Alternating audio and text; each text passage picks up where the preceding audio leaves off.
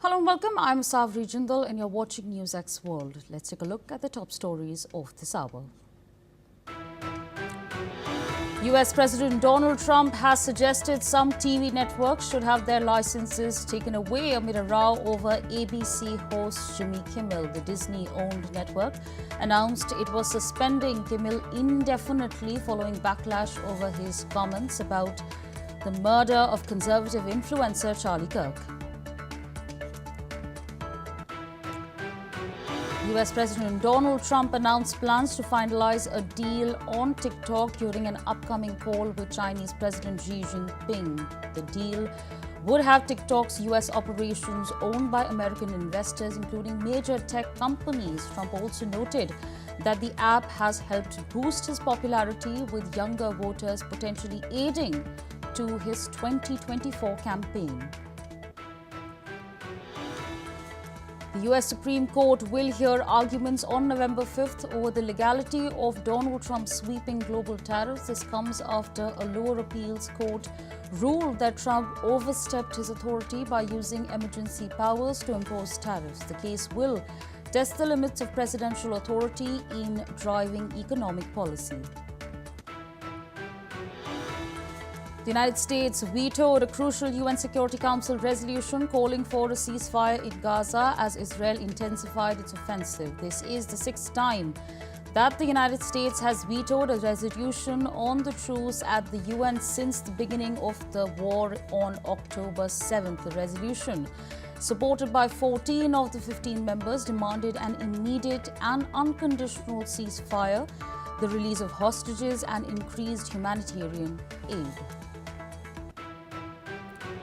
The Israeli army urged the government on Thursday to halt the entry of humanitarian aid from Jordan to Gaza following a shooting attack at the border crossing. Israel's Lieutenant General recommended suspending aid until an investigation into the incident is completed and revised screening procedures for Jordanian drivers are implemented. The shooter, identified as a Jordanian truck driver, was transporting aid to Gaza when the attack occurred.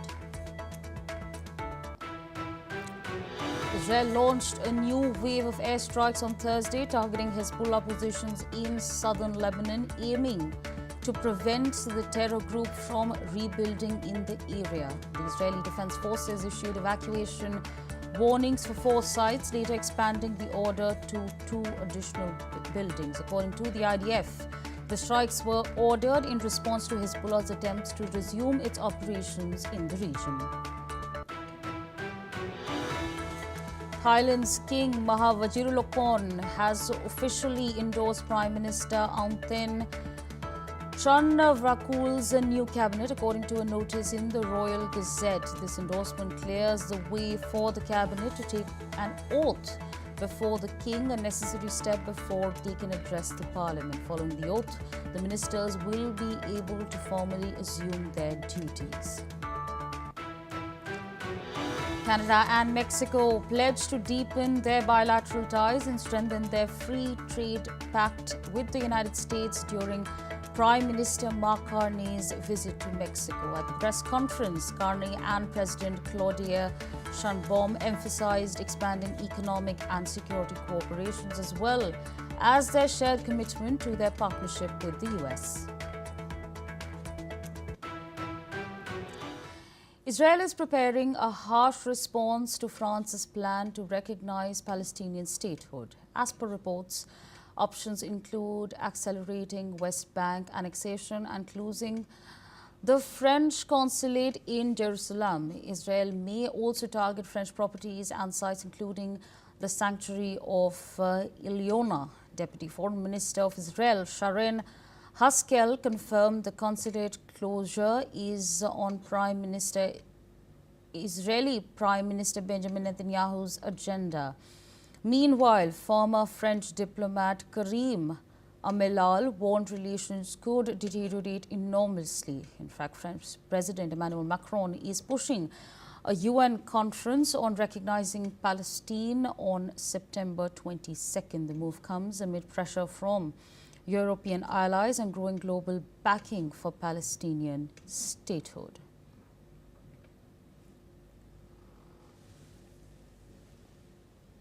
Joining us at this point in time is Peter Baum, foreign editor, Weekly Blitz, joining us from London. Thank you so much for your time speaking to us on NewsX World. How strong a reaction do you perhaps anticipate from Israel towards France following President Emmanuel Macron's remarks on recognizing Palestine?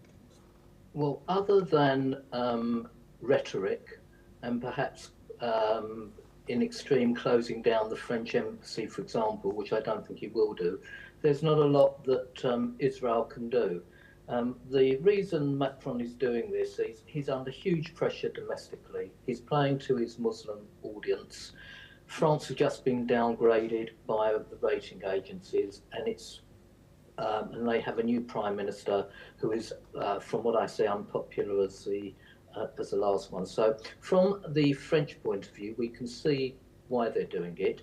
In effect, it's going to have no practical impact. Recognising Palestine has been done by a number of countries, and it's meaningless because Palestine has no borders, no capital, no government, no currency, etc. So it's just another way to increase Israel's isolation, increase the pressure on the Netanyahu government. And frankly, I don't see that there's too much that Israel can do about it, other than protest vehemently, criticise the French Prime Minister, hope that maybe the French government falls for the right-wing leadership of Marie Le Pen, who would be more pro-Israel friendly. But I don't think in practical terms, there's too much that Netanyahu or his cabinet can do about it. Right, absolutely. I'd also like to understand from you, if the UNGA vote is symbolic, in fact, as symbolic as UNSC has the main capability and the capacity to make decisions, then what impact would the war have on the ground? Sorry, what impact will I didn't quite catch what you said. What impact would perhaps, what will be the impact on the ground is what I'm trying to understand. Within Israel and yes. war in Gaza at the moment? Right. Yes, absolutely none. Israel, as long as she has the backing of the Trump administration, which for the foreseeable future she has got, will continue with the objective of decimating Hamas as a military force. This is the first week of their operation within Gaza City. Israel has suffered some casualties yesterday, but it's clear that within the next, let's be realistic, 3 to 4 weeks, Israel will try and satisfy herself that the main Hamas military capabilities is completely annihilated. To any military observer, it's clear that Hamas no longer has the capacity to fire rockets into Israel. That has all been seen to. But she does have a number of operatives with rifles, machine guns, explosive weapons, and etc., that could still, from a terrorist point of view, do damage to Israel and her population. It's Israel's objective to ignore the various United Nations resolutions, to ignore the impact of recognition of a Palestinian state by France, by the UK, by other European countries. And as long as Israel has Trump's backing, she will continue with this military objective, which is to ensure Hamas can no longer pose a threat. And that may take 3, 4, maybe even weeks, maybe even longer. Right, absolutely. I request you to stay on with us as we reflect some more news coming our way. Well, Iran's Foreign Minister Abbas Araghchi announced that Tehran has put forward a fair and balanced nuclear proposal aimed at preventing the reimposition of United Nations sanctions. The proposal presented to Britain, France and Germany, as well as the European Union, seeks to address key concerns and offers a mutually beneficial solution. This development comes as the UN Security Council prepares to vote on reinstating economic sanctions on Iran over its disputed nuclear program. The sanctions come amid accusations from Western nations that Iran has violated its commitments under the 2015 nuclear deal. Meanwhile, last week, Iran agreed to a new framework for cooperation with the UN's International Atomic Energy Agency after suspending its collaboration. Still with us on the broadcast is Mr. Peter Baum. So I'd like to understand from you. As per a statement by French President Emmanuel Macron, Europe is likely to reimpose sanctions on Iran soon. What kind of, perhaps a nuclear proposal can Iran potentially offer which would be perceived as fair and balanced? Now, this is a very interesting question. And the truth is that no one knows the answer to this. What we have at the moment is pressure being put on the Iranians to ensure that their nuclear program is put on the back burner, let's say. Now, the reason they're doing this at this time is because the EU recognises that Iran is under severe pressure domestically.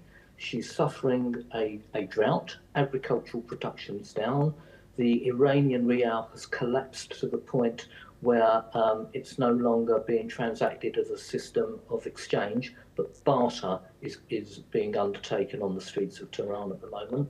There have been a number of protests in Iranian cities from people just fed up with what's going on with lack of water and electricity.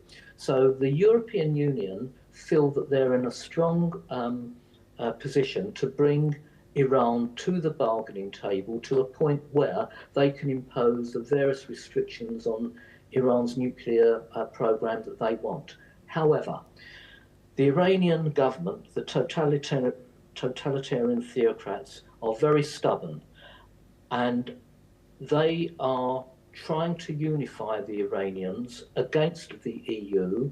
They're even talking about challenging Israel again, which I don't think they're in a position to do militarily. So at the moment, we're at an impasse. The sanctions that the EU suggest that they're going to reimpose on Iran will further cripple what is already an economy that is below base level. So I think the Iranians will have to be pragmatic in this and suggest to the Europeans that they will comply, but we know from previous compliance, Iran has broken those agreements. So the next few days will determine where Iran goes. The ball really is in their court now. The European unions have told them what they will do, the reimposition of sanctions, etc. Iran is in no position economically to suffer more sanctions. Right, absolutely. I request you to stay on with us. We, in fact, have some breaking news coming in. According to reports, British couple Barbie and Peter Reynolds have been released from the detention in Afghanistan. They are now on their way to Qatar. This comes after negotiations with the Qatari officials. Taliban reportedly released the couple. Qatar continues to engage with the Taliban leaders. Earlier, Doha hosted talks between Taliban and in fact, enjoys close relations with Taliban leadership.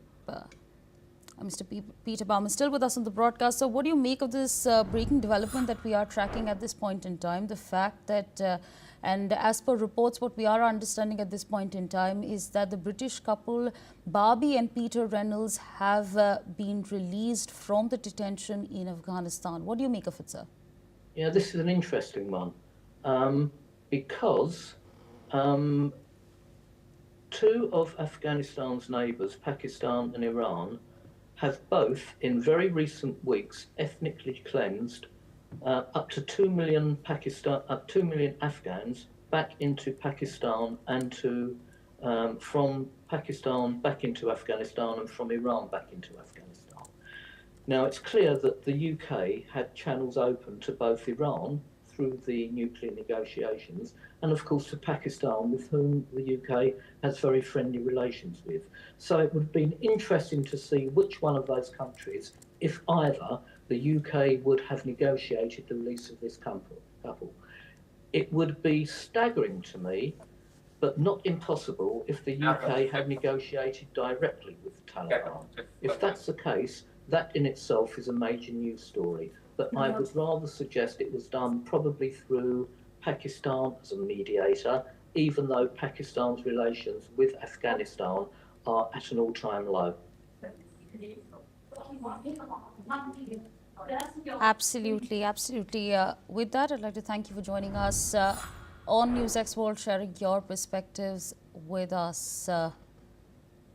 We are going to be leaving it there and shifting our focus to some other news that we are tracking. The European Commission will propose banning Russian LNG imports by January 1st, 2027, after a year earlier than planned, as a part of the 19th package of sanctions against Russia. This comes after US President Donald Trump has said that Europe must stop buying Russian oil. Ultimately, if oil prices go down or if Russia is not selling oil, they have no choice but to settle. When EU or NATO nations are buying oil from Russia, then that's not the greatest thing, is what has been said. That's the statement that we are tracking very, very closely, and the development that we are tracking very closely. Well, joining us at this point in time is Glenn Grant, ex-advisor to Defense Minister of Ukraine, joining us live at this point in time. Thank you for your time speaking to us on NewsX World. What do you make of the developments that are coming in at this point in time? The fact that the European Commission is expected to propose banning Russian LNG imports by January 1st, 2027. Well, just look at that date. What do I think of it? I think it's disgusting that it's taken so long and that it still intends to take even longer. They should be banning everything from Russia now, because at the moment we've got this bizarre thing of European countries actually paying Russia to fight the war against European countries. I mean, there are still borders open in some countries, which is ridiculous. So you won't get any softness from me or congratulations to the European Union. I think that they've been slow, and they're still slow, and they're not being hard enough in this matter, or understanding the seriousness of the game against Russia. Right, absolutely. I request you to stay on with us. We, in fact, have some more news coming our way. Well, MI6 chief Richard Moore has said that he sees no evidence that Russian President Vladimir Putin has any interest in a negotiated peace short of Ukrainian capitulation. In a speech in Istanbul to announce plans to use the dark web to recruit informants and receive secret information from agents in Russia and worldwide. Moore also said that Putin has bitten off more than he can chew, and in fact underestimated Ukrainians in the war. This comes as US President Donald Trump has said that the United States will help secure peace in Ukraine after the war is settled. Trump has also said that he thought that the Russia-Ukraine war would be the easiest to settle, and that he was disappointed in President Putin. Still with us on the broadcast is Mr. Glenn Grant. So what do you make of the statements by the MI6 chief Richard Moore, as well as the statements that have been made by Donald Trump? Well, I think Richard Moore is saying pretty much the same as the intelligence services of most European nations, and in fact even the intelligence services of US have said exactly the same to Trump. He just seems to want to ignore it. There is not a tiny shred of evidence that that Putin wants to stop what he's doing. I agree that he's probably bitten off more than he can chew, but you know, this is a dying animal thrashing about. And in the process of thrashing about, of course, it's creating massive casualties in Ukraine and problems worldwide. So people need to just understand we have to kill this beast and kill it as quickly as possible, because the longer it keeps thrashing about, the more damage it's going to cause. Trump's comment is just bizarre. I mean, to say we're going to help with the peace afterwards. Well, that's just him trying to actually to work out how he can get more money out of this.